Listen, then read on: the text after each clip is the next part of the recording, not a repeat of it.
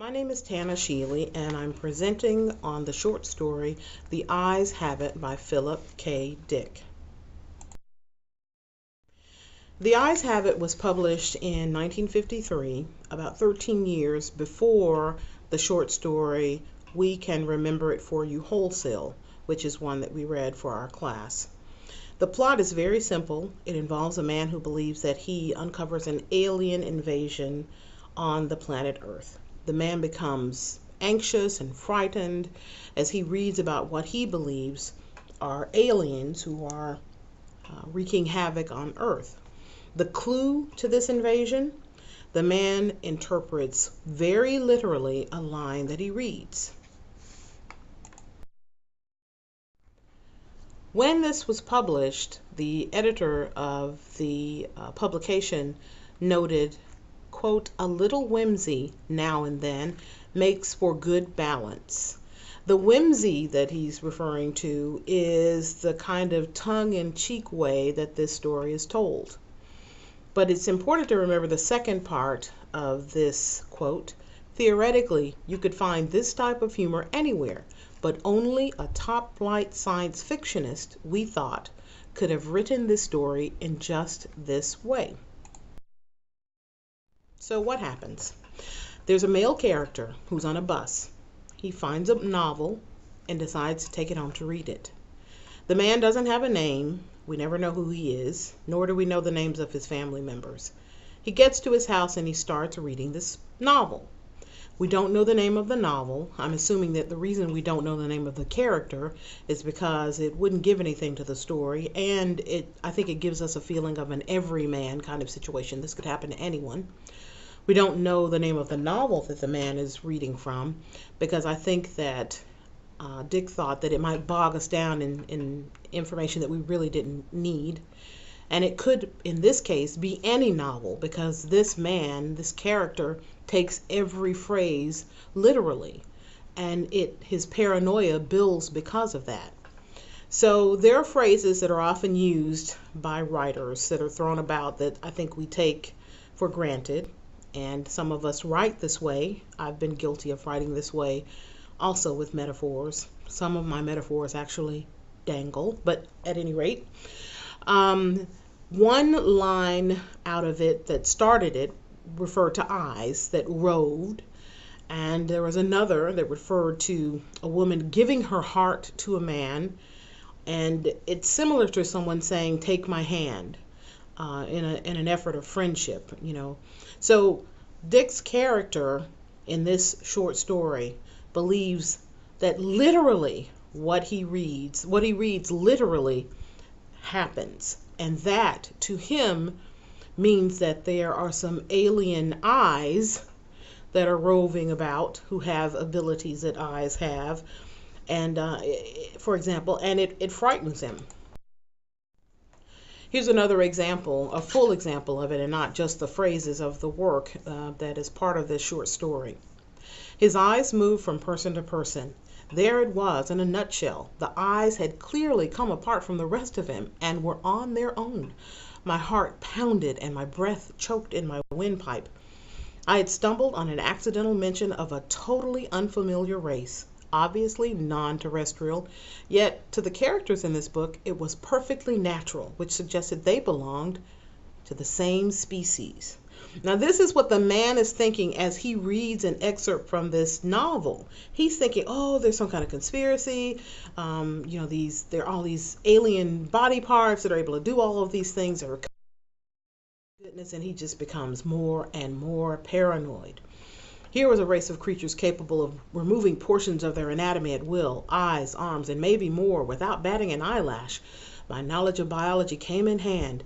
At this point, obviously, they were simple beings, unicellular, some sort of primitive single-cell beings, being no more developed than starfish. Now, I almost laughed when I read this because here this man is trying to justify turning that phrase into something actually happening and using science, his experience in probably high school biology, as explaining how single-celled animals exist, or I can envision him seeing an amoeba, like a giant amoeba attacking Earth. So it's clever. It's more so clever than cute, and there is a little whimsy.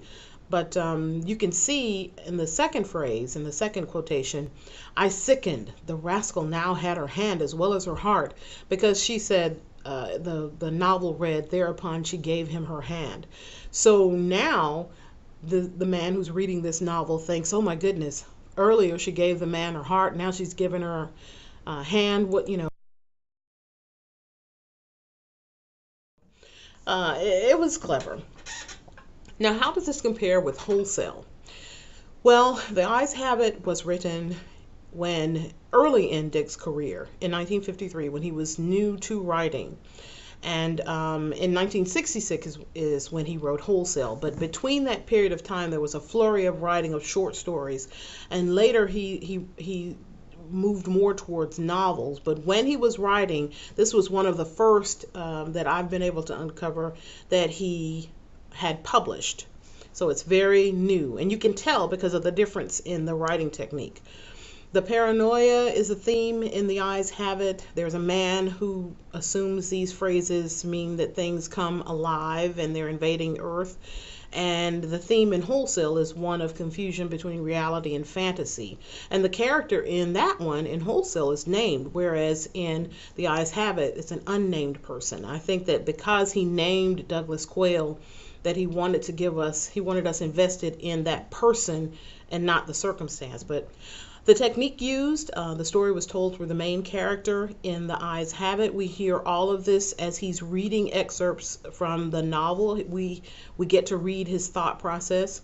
But in Wholesale, the story is told both through main characters' thoughts and their conversations with other characters.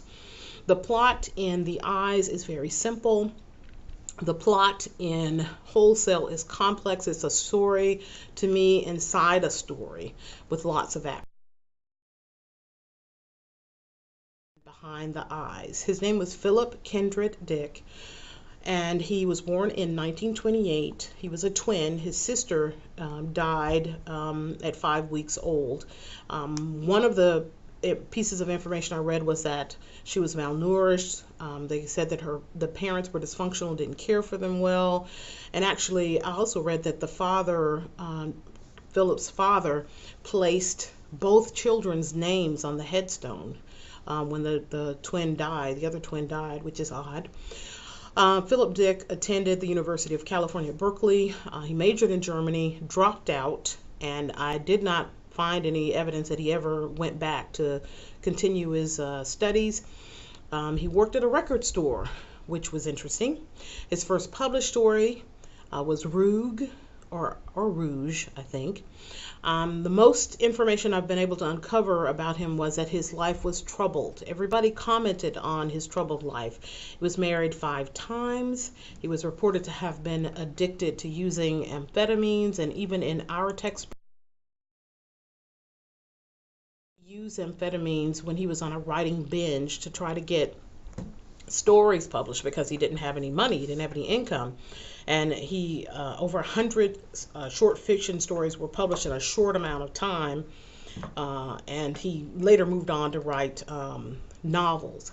I have here some covers of some of the publications that carried his short stories.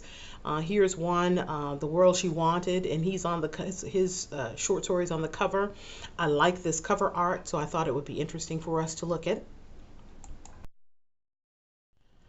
And basically, I thought that this was an interesting story for us to consider because of Wholesale and the difference in looking at the first work of a writer, an artist, and some of the later work, and comparing his growth, which is interesting to me because he didn't complete studies in literature. So he's telling stories based on either what he's thinking, and there are people thinking he had some type of he struggled with mental illness or things that influenced him.